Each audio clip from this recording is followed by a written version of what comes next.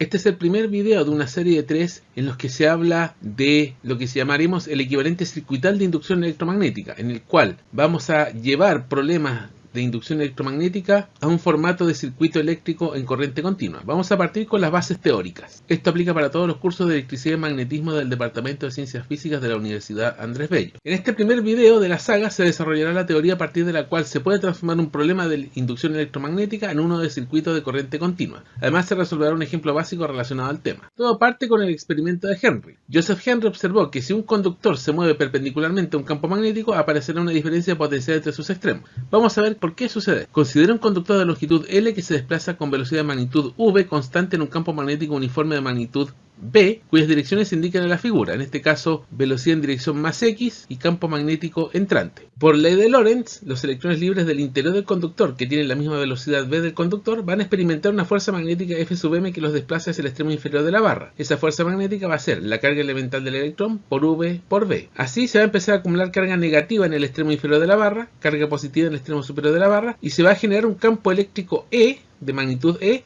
que va a ir desde el extremo positivo hacia el extremo negativo, y ese campo eléctrico va a generar una fuerza eléctrica F sub E sobre los electrones que se va a oponer a la fuerza magnética. Esa fuerza eléctrica va a ser la carga elemental del electrón por el campo eléctrico. Este campo eléctrico va a empezar a aumentar hasta que la fuerza eléctrica compense o igual a la fuerza magnética y frene la acumulación de electrones. En tal caso, la fuerza magnética es igual a la fuerza eléctrica, E por V por V es igual a E por el campo eléctrico E mayúscula, por lo tanto E mayúscula va a ser V por V. Este campo eléctrico va a generar una diferencia potencial o FEM entre los extremos del conductor, que va a estar dada por el campo eléctrico por la longitud o V por V por L.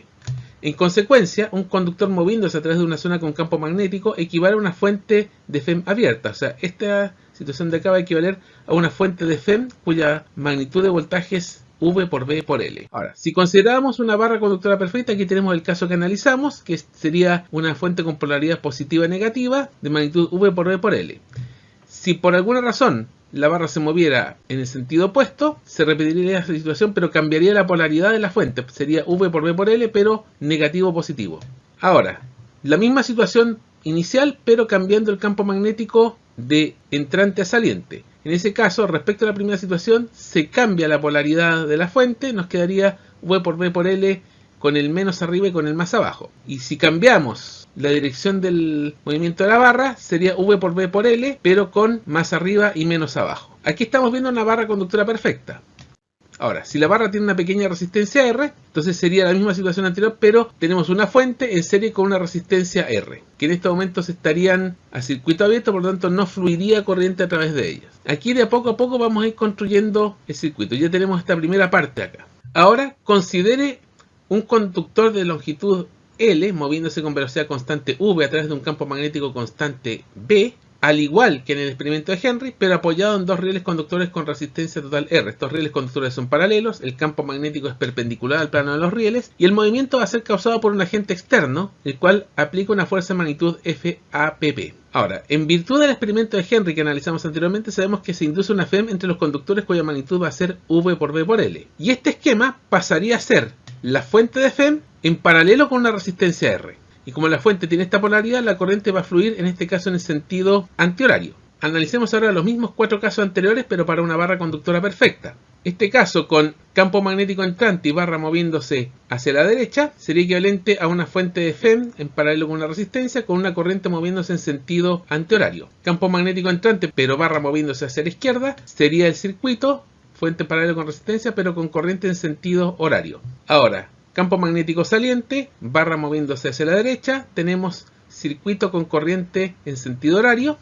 Y finalmente, campo magnético saliente, barra moviéndose hacia la izquierda, tenemos circuito paralelo fuente resistencia con una corriente moviéndose en sentido antihorario. Ahora, si la barra tuviera asociada una resistencia R, tendríamos los mismos circuitos, pero aquí ya se armaría un divisor de voltaje, porque tendríamos la fuente, la resistencia interna de la barra conductora y la resistencia R. Tendríamos igualmente los mismos sentidos de corriente que en los casos anteriores. Pero aquí ya podemos llevar esta situación de inducción electromagnética a un circuito relativamente fácil de resolver.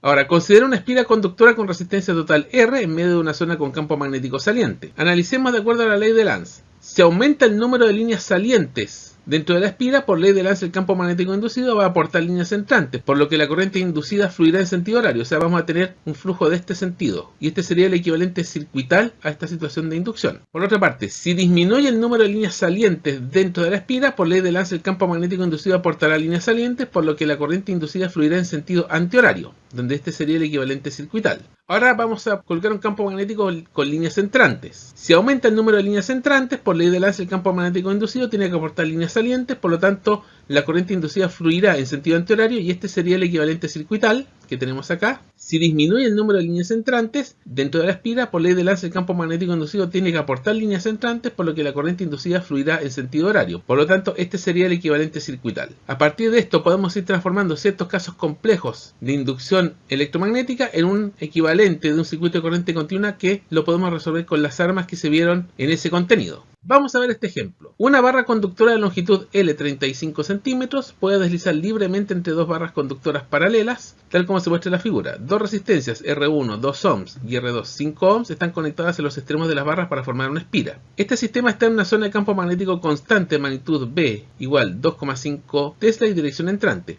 Un agente externo mueve la barra hacia la izquierda con una rapidez V igual a 8 metros partido por segundo. Preguntas: A. Calcule las corrientes que fluyen por las resistencias y por la barra conductora.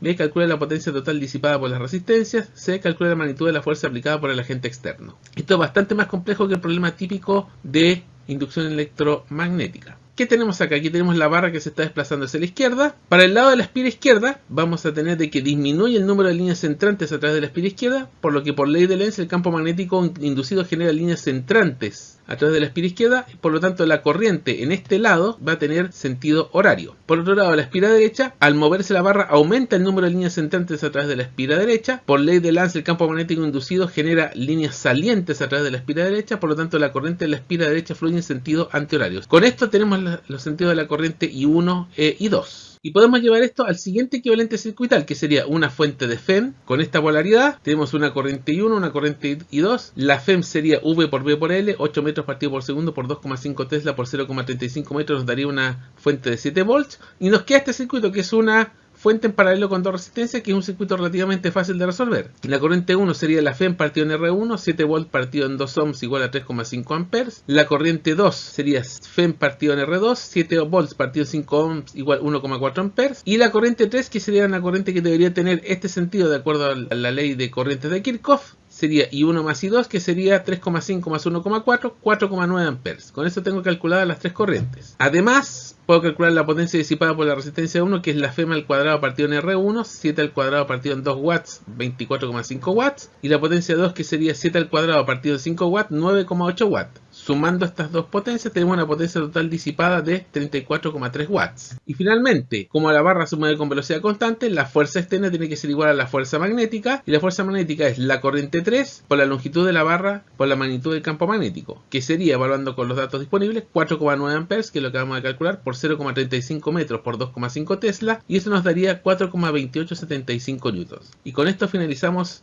este primer video de la serie.